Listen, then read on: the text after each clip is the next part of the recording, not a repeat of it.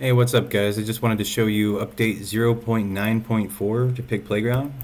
Almost at 1.0, we're getting there.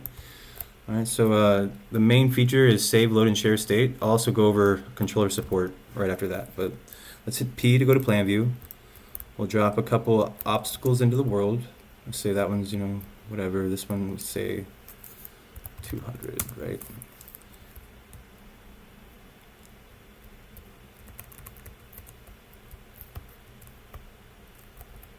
So you got a wall you can't spin past over here. Maybe you got a base right here. Oh, excuse me. Width 5 or width 20. Depth 5. Okay. Let's say load rotation 0.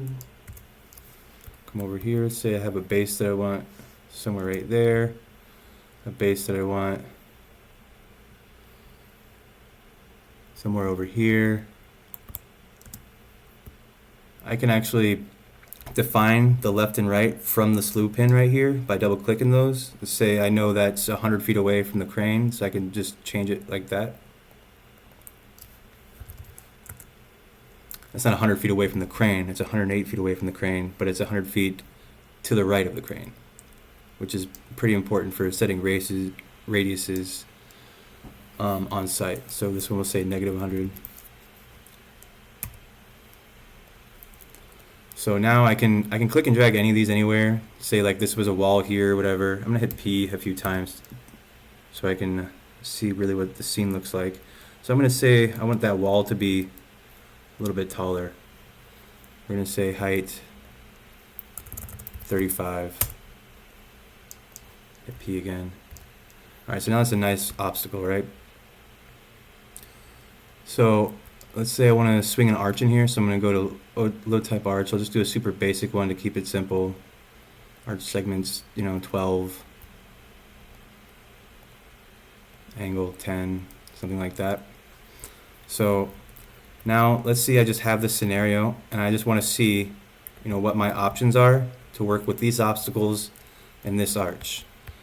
So I can do that right now, or I could just kind of, before I fuck with the scene anymore, I can just save the state. I can go up here to the top right, hit save, and that's going to download a .ppg file, which is if you know anything about JSON, it's just a JSON file. It's just a text file pretty much. It's some super basic code.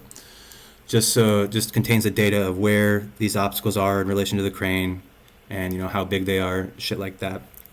So now I can fuck with this however I want to. Add more obstacles, maybe drop the arch over here. And what I can do now is I can come up here to load, and I can load that scenario I just saved, and it's going to put me right back to where I was.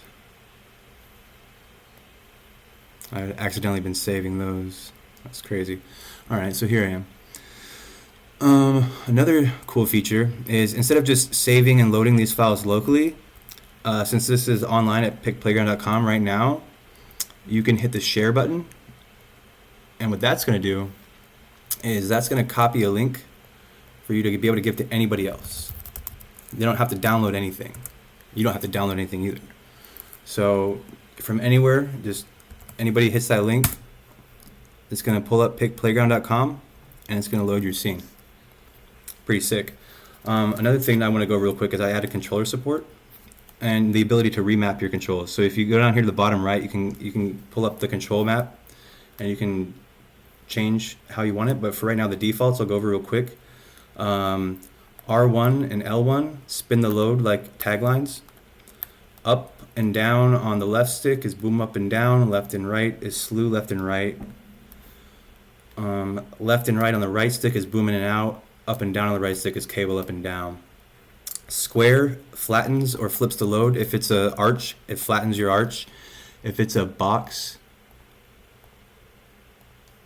then it'll flip your box like you're standing up a tower. It'll just change the height and the depth around, or the height and the width.